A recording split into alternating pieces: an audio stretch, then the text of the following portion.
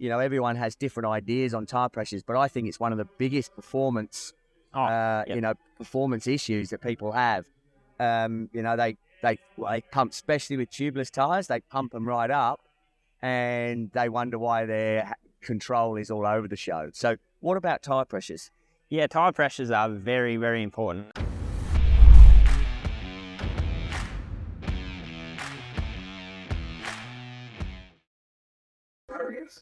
Hi guys, Coach Fenz here, and I'm luckily joined by Chris Hamilton from the Torque Merida mountain bike team in Australia. Just won the bronze medal yesterday in the under-23 national championships, and he's current under-23 national road champion.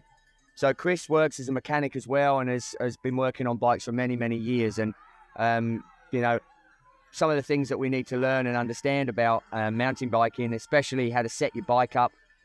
Chris is going to run us through all those checks and things that are going to help you get the best performance from your bike. Going to look at, the basic checks to make sure the bike's okay. Any tips and hints. We're going to look at tire pressures, fork pressures that are going to get you going Optimus Prime out there on the trails. All right, thanks very much, Chris. Can I get you to take us through what would be a normal check, really? No worries. Well, firstly, I'd start with the gears, really. Yep. We don't have a work stand here at the moment, but basically you can do it on the trail or that sort of thing, but just by getting someone to hold the seat up. But you want to make sure all your gears are clicking through. It's not making any unusual noise in different gears. And check your lockouts are set right, because you don't want to be pushing it too far or putting it into the spokes. If you might have had a crash and bent your derailleur or something like that, that can be a pretty big factor. So you want to make sure they're pretty spot on. And chain lube. Yeah, you want to make sure you've got chain lube on. So without chain lube, your bike sounds rubbish, and you wear through your componentry quicker, chain train out quicker. It's bad for your driveline, and it's just a bad time in general. Is there any particular lube that you recommend? I just use the T9 Bow Shield. Yep. It's just a sort of ceramic lubes kind of thing, and I just use it for both road and mountain bike. It's keeps the chain pretty clean and that sort of thing. So yeah. What about cleaning your drive chain? How do you normally look about cleaning your drive chain? Because there is some fancy little gadgets you can run, and I know in the team, in the team environment on the road, it's a pretty good handy tool is to have the proper chain cleaner. Yep. At home, I pretty much just use a Morgan Blue degreaser. Most degreasers are pretty good. You don't really want to use the aerosol degreasers because if you get them in your jockey oil bearings or on your hub bearings or something like that, they're pretty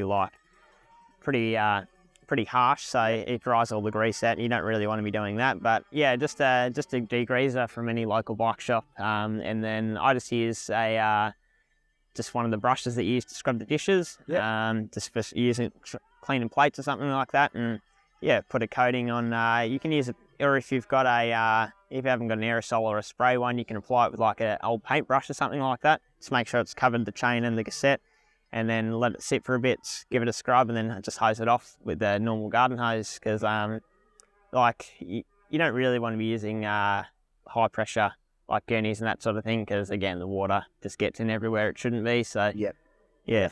All right, fantastic. So first point of call, making sure the drive chain's good, and obviously with mountain biking, that rear mech hanger is something, they're pretty cheap to get, and to have a few spares there is probably most definitely what you need. Yeah, if you're going to a race, you don't really want to you should have one in your toolbox.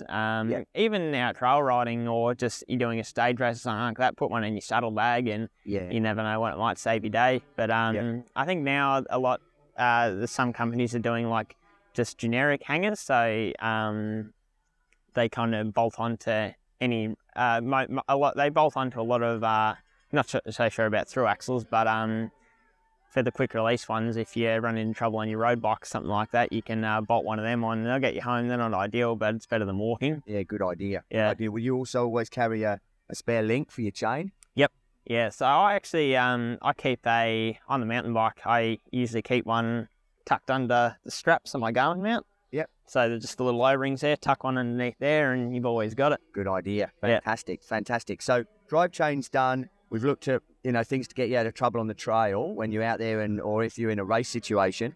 What other parts of the bike are you going to make sure that are fine and working well? Brakes are a pretty big one. You want to make sure you've got sufficient brake pads for the race you're about or the ride you're about to go into. Yep.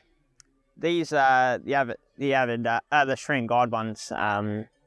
I've seemed to get a lot of life out of mine actually. I've had mine. I haven't replaced one since I had the bike. So I think having a bit more pad because they're the dual pistons makes for a longer brake pad, and yeah, they seem to take a lot longer to wear out, which is good. And you want to make sure things like your headset are tight, because after a while everything starts to settle, especially if you've got a new bike. And once everything kind of settled, the bearings sort of set into their cups, they can come a bit loose, and you get a tiny bit of play. And you can sometimes feel it when you're riding, and it's not really great.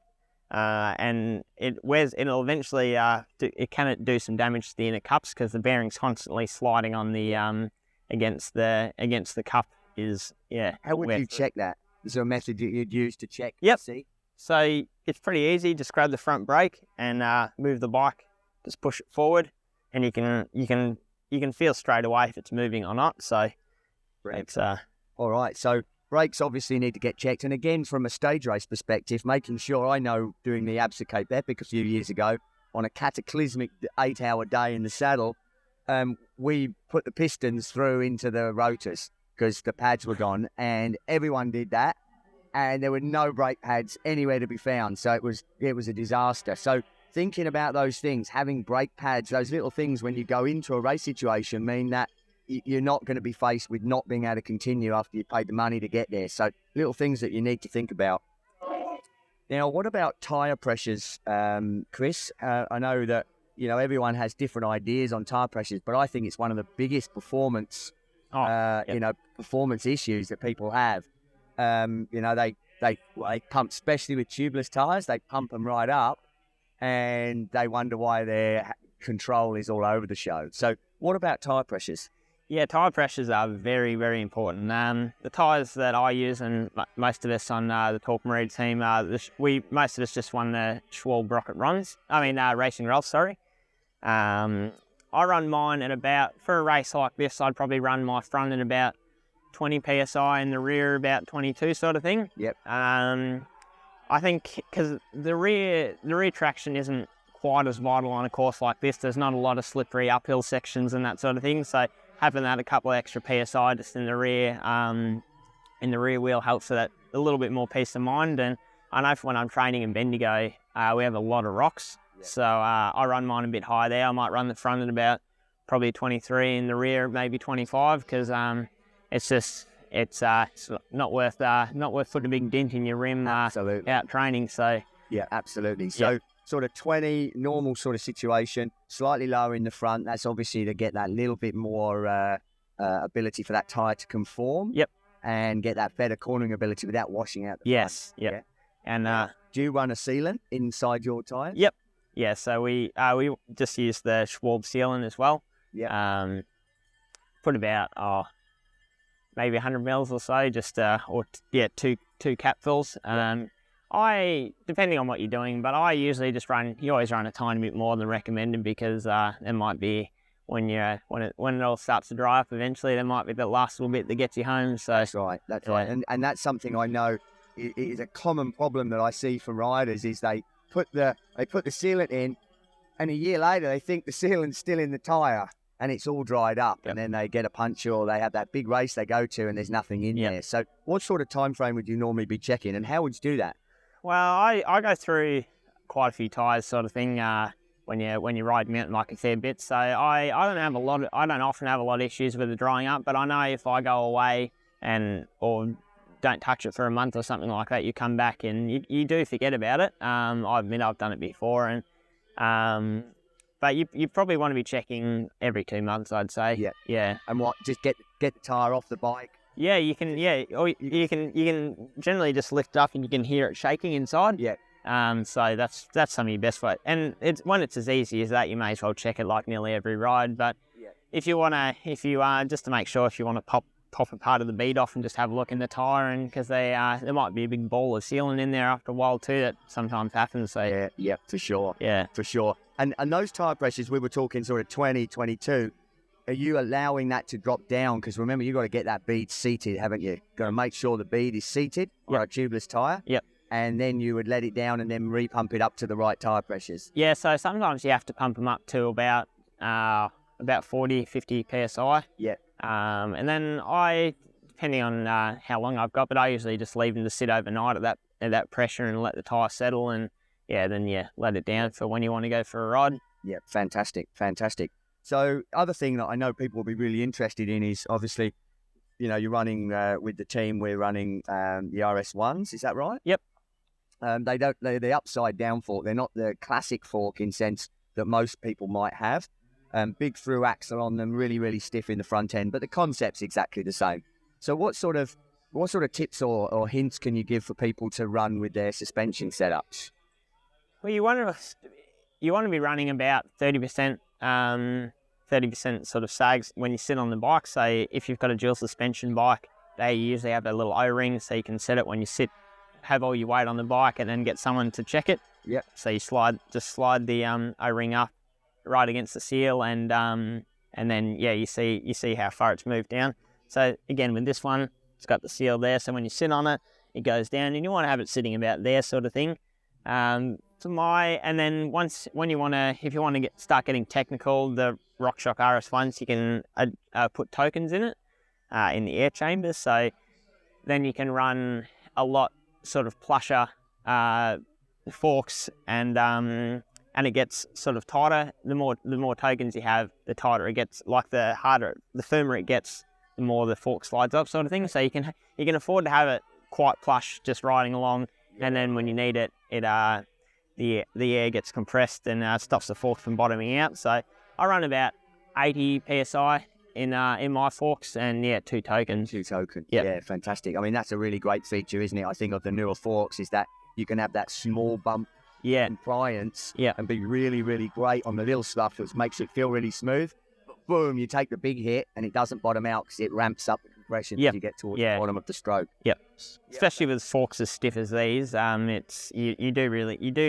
is actually a massive noticeable difference between jumping off the normal forks and then onto the RS1s, just in how much extra control you have, I guess, through rocks and that sort of thing. So, yeah. Fantastic.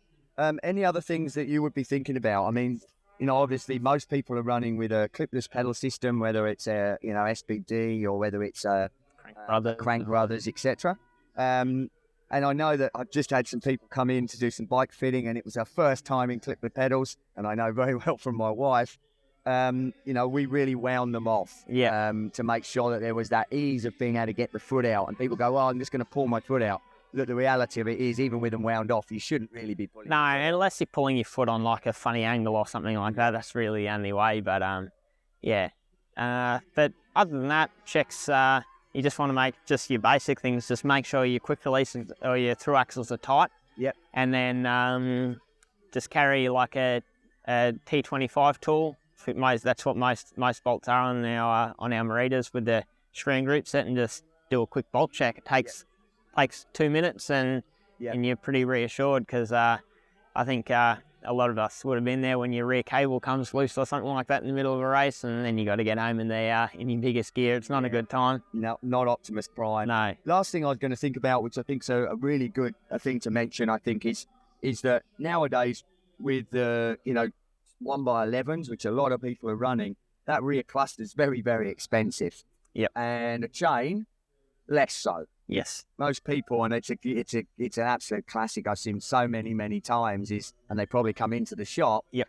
You've got your front chain ring looks like a shark tooth, and the rear cluster's completely smashed, and they've run the same chain through thick and thin for the last year. Means the whole drive chain costs them $500 or $600, when could have had an $80 chain. 4 or 6 months they could have changed the chain for 50, 60, 70, $80. Yep.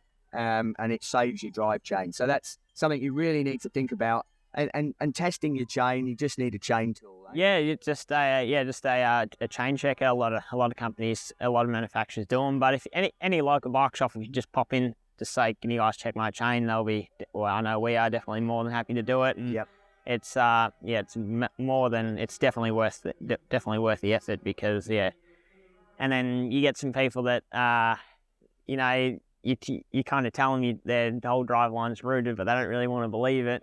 You got to, and then like you have to do what the customer wants. So you got to put a new chain on an old drive line, and then it starts jumping, and it's just you just gotta commit to the whole thing if you let your chain run out, and that's just the price you pay.